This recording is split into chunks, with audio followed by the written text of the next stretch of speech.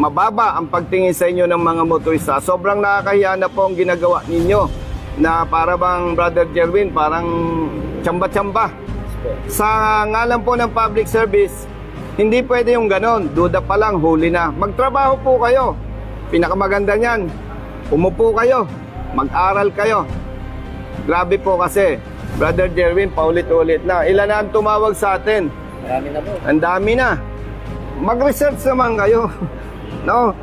Mag-research naman kayo kasi nawawala na po yung essence ng public servants Nagiging pabigat na kayo sa taong bayan. Araw po sa ating lahat.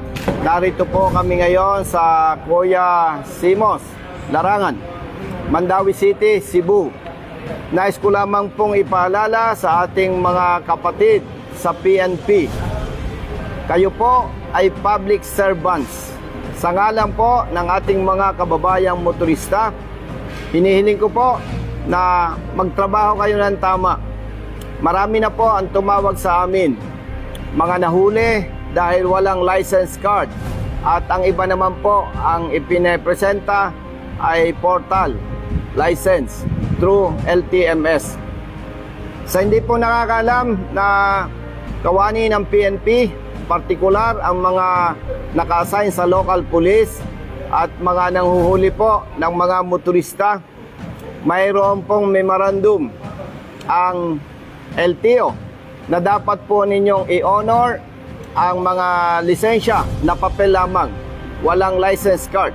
Dapat din po ninyong i-honor ang kanilang lisensya na ipinipresenta through portal LTMS. Sa hindi po nakakalam, yung pong portal, doon makikita yung lisensya, may picture po yon. At kahit na magaling na IT, hindi kayang pekein yon. Kaya po pinapakiusap natin, kayo naman ay mga professionals at public servants. Kung hindi po ninyo alam tamang ipatupad, wag na lang po kayong manghuli. Pero ipinapayo ko po, makakabuti na magsangguni kayo sa LTO para alam ninyo na itong mga motorista na walang license card, ulitin ko po, magsangguni kayo, magkonsulta kayo sa LTO para malaman po ninyo na ang ating mga kababayan na walang license card ay hindi nyo dapat hulihin. Kung meron silang lisensya na ito ay naka-indicate lamang sa papel, o kaya naman ang kanilang pinipresenta ay portal, makikita po ninyo ang detalye doon. Pakiusap naman po, gawin ninyo ang tama. Dahil kahapon lamang po, may dalawang tumawag sa akin, nahuli po ng pulis at hindi in-honor yung kanyang license na makikita sa portal. Ulitin nyo po, public servants po kayo, hindi kayo kaaway dapat ng mga motorista. At ang hinihiling ko po, magtrabaho kayo ng tama. Hindi naman po tayo humihiling ng sobra na parang konsentidor tayo. At idagdag ko pa po, mayroon pa rin tumawag kanina sa atin, Brother Jerwin, no? Isa sa Mandaluyong City at isa sa Quezon City. Dalawang magkahiwalay na insidente.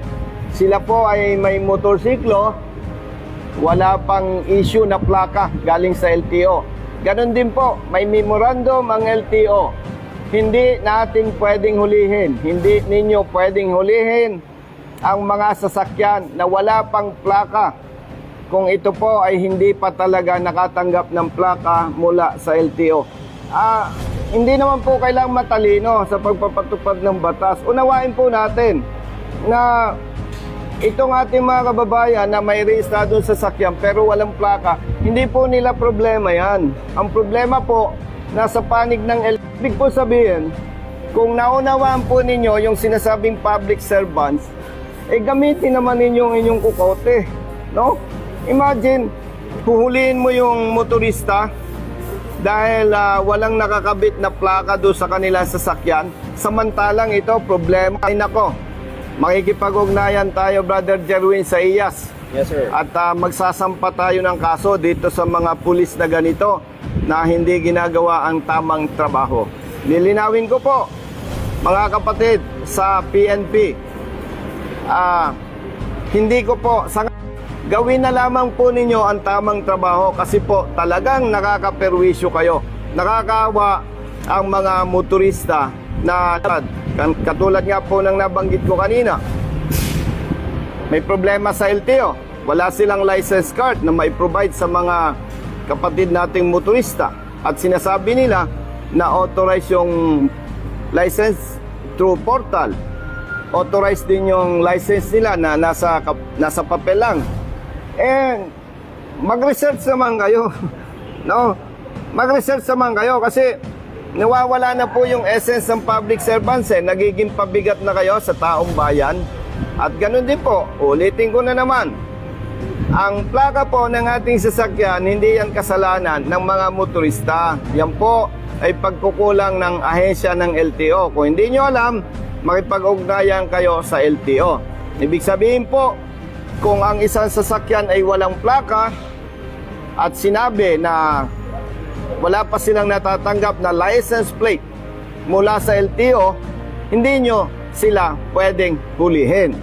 Ngayon, kung kayo'y may pagdududa, i-verify ninyo, picturean yung ORCR, then i-verify sa LTO, makipag-ugnayan kayo. Hindi pwedeng tsamba-tsamba, duda pa lang kayo, huli na kayo ng huli. Kawawa naman ang mga motorista.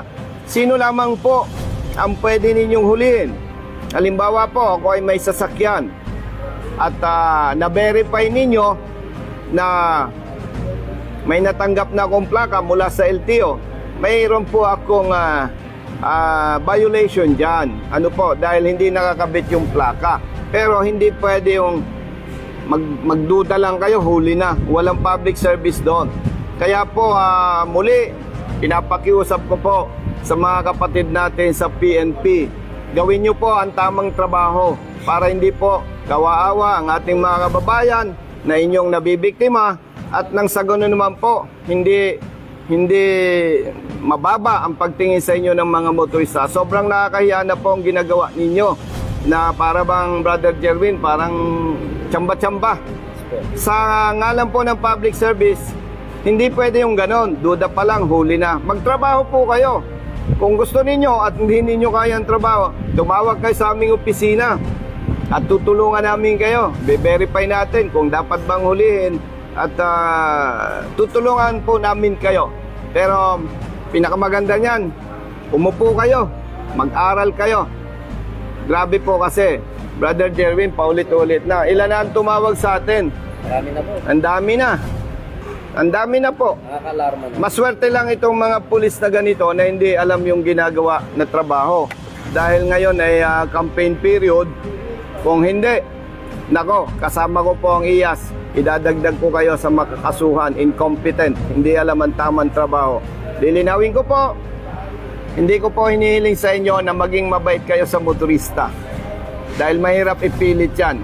Isa na lamang po ang hihilingin ko sa inyo, mga kapatid sa PNP, na nakatalaga sa police stations at nagpapatupad ng batas trapiko at mga ordinansa. Gawin nyo po ng tama ang inyong trabaho para hindi kayo nagiging pabigat sa ating mga kababayan. Pakiusap po, pakiusap po. Yun lamang po.